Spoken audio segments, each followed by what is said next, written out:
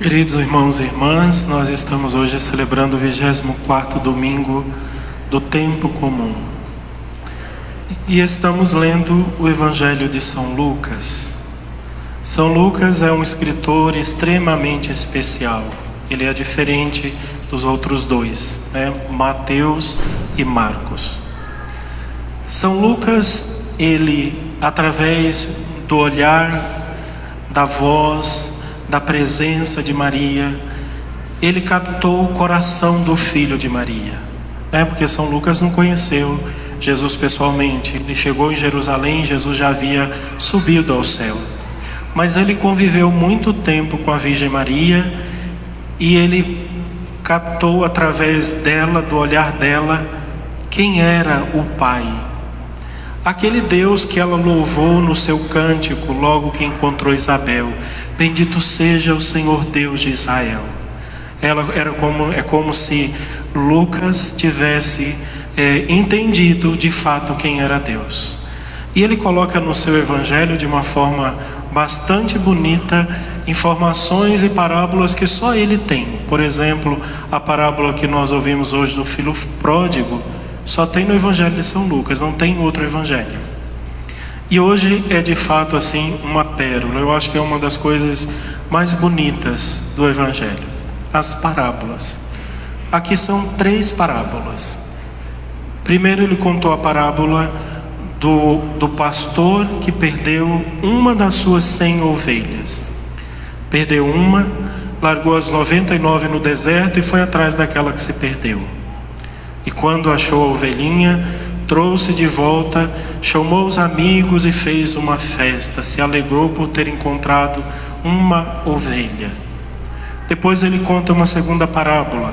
Uma mulher tinha uma moeda, perdeu a moeda de noite, acendeu a luz, todas essas parábolas, elas têm uma série de detalhes que não tem como a gente falar, que são extremamente bonitos, Mas, por exemplo, um detalhe: ela acendeu a luz.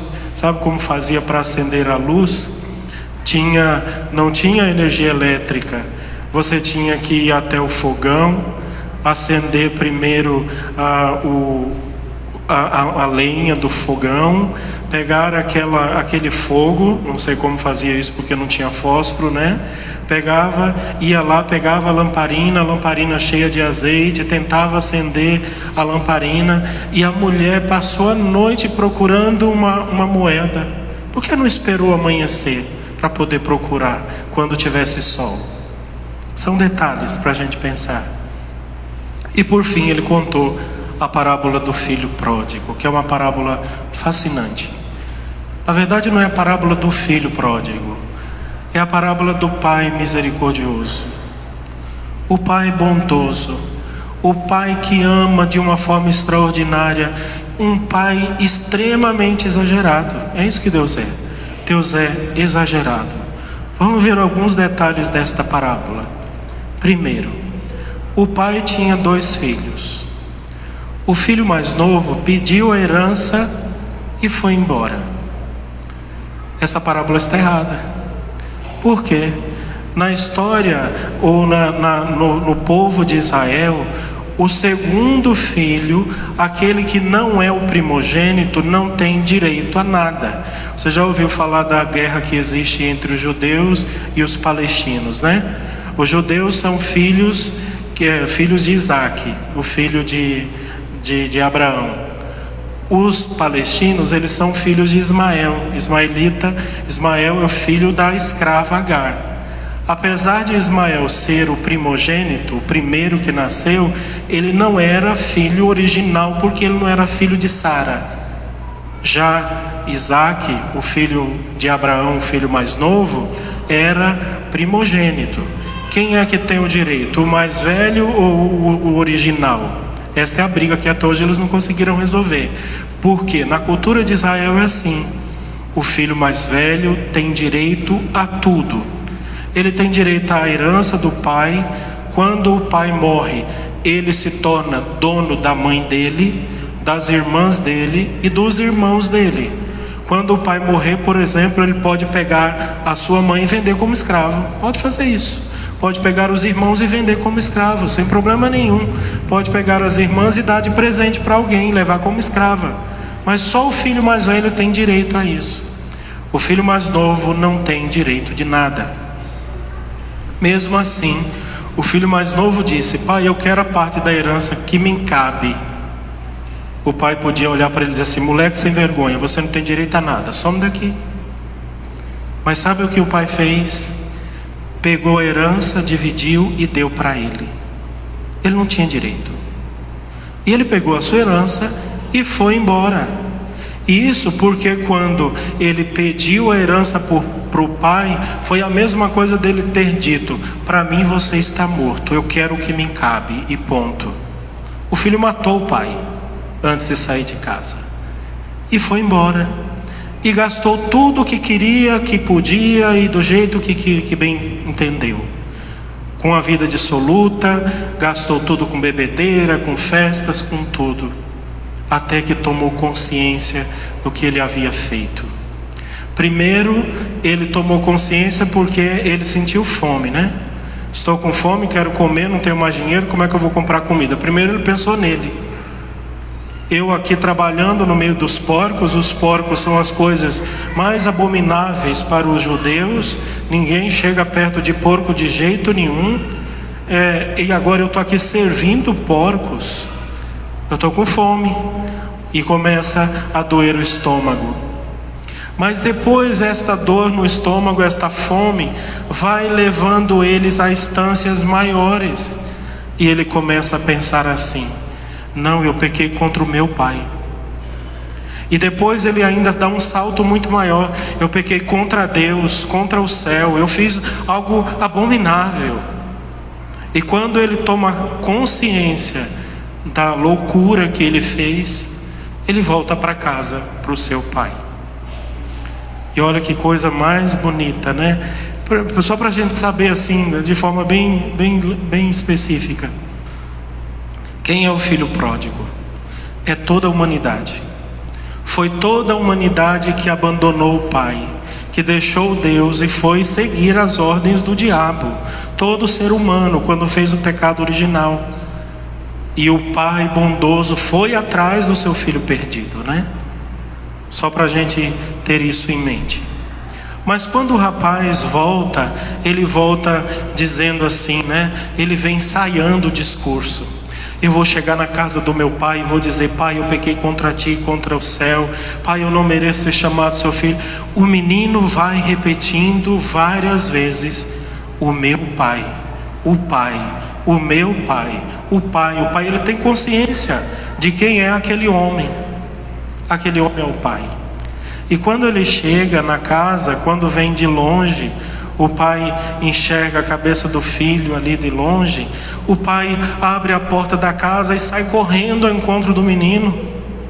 Ao invés de esperar sentado na porta da casa, quando o filho chegasse e o pai perguntasse duramente: o que você quer aqui? Agora que você perdeu tudo, você vem para casa atrás de mim? Não, o pai não fez isso. Foi o pai que foi atrás do filho. E quando vê o filho, se joga aos braços do filho e abraça o filho e beija. E depois coloca sandália nos pés dele, né? Só os filhos usam sandálias, os escravos não usam sandálias. Escravos andam descalço, sempre.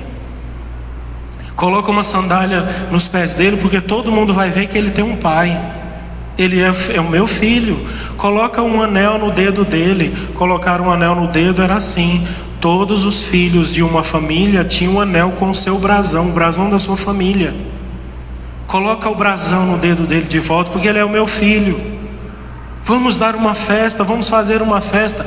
O pai que nem se preocupou, não quis nem saber por onde o filho andou, o que foi que ele fez. O pai só queria ter o seu filho de volta em casa. Esse é o coração do pai. E aí tem a outra parte da história em que o filho mais velho chega e começa a questionar e nem chama o rapaz de seu irmão, né? Ele fala: esse teu filho, porque o teu filho foi embora e você gastou tudo com este teu filho, pegou o novilho cevado e matou para esse teu filho. Não é mais o meu irmão, é o teu filho. E a festa começou e nós não sabemos se o filho mais velho entrou para dentro da festa. Ou seja, os judeus, que é o filho mais velho de Deus, até hoje não entrou para dentro da festa. Nós somos o filho mais novo, estamos aqui. Mas toda essa parábola quer dizer apenas isso. Deus ama você, e ama de uma forma exagerada, uma forma extraordinária. Deus ama tudo em você e sabe quanto você vale. Você vale mais do que uma ovelhinha, você vale mais do que uma moeda. Você é o meu filho. E talvez o que a gente não consiga entender é justamente isso. Quanto eu valho? Quanto custa a minha alma? E por que Deus sofre tanto comigo? Deus podia apagar a minha história e fazer outra pessoa. Ele podia passar a borracha e desenhar de novo. Ele pode fazer isso. Mas Ele fez algo tão precioso que perder é um absurdo. E é por isso que o diabo faz de tudo para ganhar a gente, para levar a gente para o inferno, porque ele sabe quanto valemos. Nós é que não sabemos quanto valemos. Nós é que não temos noção do valor de nossa alma. E ao invés de nos comportarmos como filhos e voltarmos para casa dizendo assim: eu vou voltar para casa porque o meu pai não merece isso. Ao invés de voltarmos para casa reconhecendo a grandeza e a bondade deste Deus, não, a gente fica aqui nessa tontice, bando de gente tonta, gastando o nosso dinheiro, gastando nossos bens, gastando a nossa alma, gastando o nosso valor com coisas que não valem a pena, nem um pouco. O Pai misericordioso espera que um dia Ele possa abrir a janela e ver a nossa cabeça vindo lá no horizonte. Seria muito triste se ao invés de ver a gente vindo no horizonte, o Pai tivesse que ver a gente no caixão morto na porta da sua casa. Imagine se os seus vizinhos trouxessem o filho. Olha, Senhor, eu sei que o Senhor amou tanto o seu filho, mas infelizmente ele foi numa festa, houve uma briga, ele morreu, está aqui o seu filho morto. E é o que nós fazemos com o Pai. Muitas vezes nós matamos o filho dele. E ao invés de voltarmos para casa como um cachorrinho com o rabinho entre as pernas, batendo no peito e dizendo: Pai, eu pequei, estou aqui, me perdoa, eu quero recomeçar. Ao invés de fazer isso, a gente traz o cadáver e joga na porta do Pai e diz: é isso que eu posso te oferecer. Tomara que o Pai, que é bom, misericordioso e amoroso, faça o milagre de ressuscitar o cadáver que muitas vezes a gente joga na porta dele.